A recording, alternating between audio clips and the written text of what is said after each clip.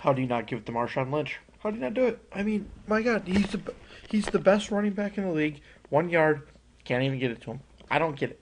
Don't get it. Don't get it. Don't get it. So let's get started here. Jace, I feel sorry. I mean, it's 1 yard. Give it to Marshawn Lynch. Let him run it. I mean, come on. Wow. I just don't. Oh my gosh, I don't know. So tomorrow's a snow day. Monday, February 2nd, is a snow day. So we're gonna have your test on Tuesday for Chapter 19. Reviews online. Look that over. It's just all multiple choice questions. Here will be a little bit on the progressive era. My God, it was 1 yard. That's all it was. It was 1 yard. Wow. Wow. Anyways, the varieties of the progressivism. There's a lot of them. The anti-monopoly, the faith and knowledge. Progressives varied in how to intervene with and reform the popularity of the anti-monopoly, fear of really the concentrated power in limiting the disperse of the wealth and power in our society. We needed to bring the wealthy and the middle class, working class closer together. The gap was too big. We need to work on that. Um, excuse me.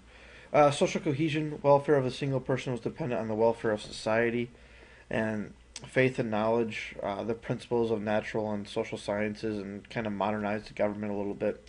Kind of bring us into the early 1900s of 20th century. Muckrakers, Ida Tarbell, Lincoln Steffens. There's a lot of muckrakers. Um, they were journalists who exposed social, economic, and political injustices and corruptions. Upton Sinclair was one that we'll look at later this week.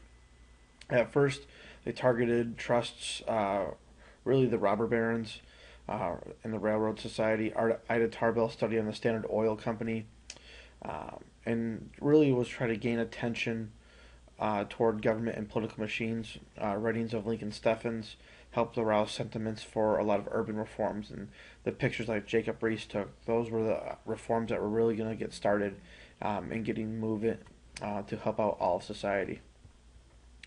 Um, Social gospel, muckrakers were moralistic tone, prompted a lot of outrage at the social and economic injustices, and it really led to the rise of the Protestant social gospel, which was a fusion of religion with reform. The Salvation Army was Christian social welfare organization. Ministers left parishes to serve in troubled cities. Father John Ryan wrote expanding scope of the Catholic social welfare groups.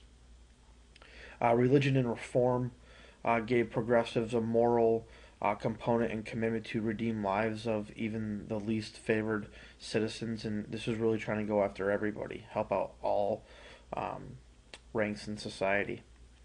The settlement house movement, this was one that the progressives believed that environment influenced the individual development and to help distressed required to improving their conditions. People believe that crowded immigrant neighborhoods caused distress and created distress. The creation of the settlement house was a response. And Jane Addams was by far the most successful with this, with the Hull House in Chicago. And her goal is to help immigrant families adapt to the language and the culture, and believe that the middle class had the responsibility to share values with immigrants and kind of get them in that assimilation word again, trying to get them assimilated into our society. Colleges, the really big thing was college educated women often involved in the settlement house movement, and the movement helped spawn professions of social work.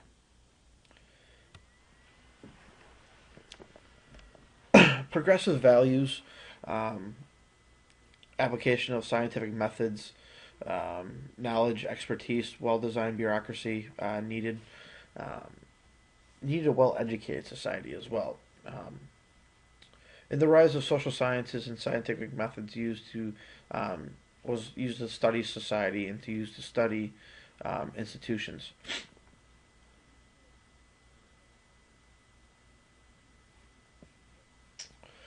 Um, Sorry. Uh, in the late 19th century, more people engaged in administrative and professional tasks. Managers, scientists, teachers, the new middle class valued education and a lot of individual accomplishments. As demand for professionals increased, so did their desire to reform to create organized professions. Doctor saw creation as a professional American Medical Association in 1901, which set up strict standards for admissions. Government passed laws required licensing. Um, Also, the rise of rigorous and scientific training and research. So this is really the first time you see medical schools and medical doctors, and those things really become more popular, not powerful. Similar movements in other professions, like were lawyers. They formed the bar associations with central examination boards, and businesses found the Chamber of Commerce.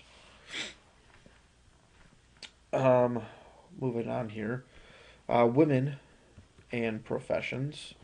Some women encountered obstacles in entering professions, but many from women's colleges did enter appropriate professions, and settlement houses and social work became big, teaching and nursing. Um, they all kind of had that domestic task of the helping image put onto them. Moving on here to the women in reform. The new woman. The new woman was a product of social and economic changes. Um, Wage earning activity had moved out of the house and into the factory or office. Children enrolled in school at an earlier age. Um, New technology of running water, electricity in the house made housework less of a burden. And declining the family size. In Boston, marriages were starting to become common where women were living with women. Club women. Late 19th century, early 20th century, rise of women's clubs, networked associations that led many reform movements.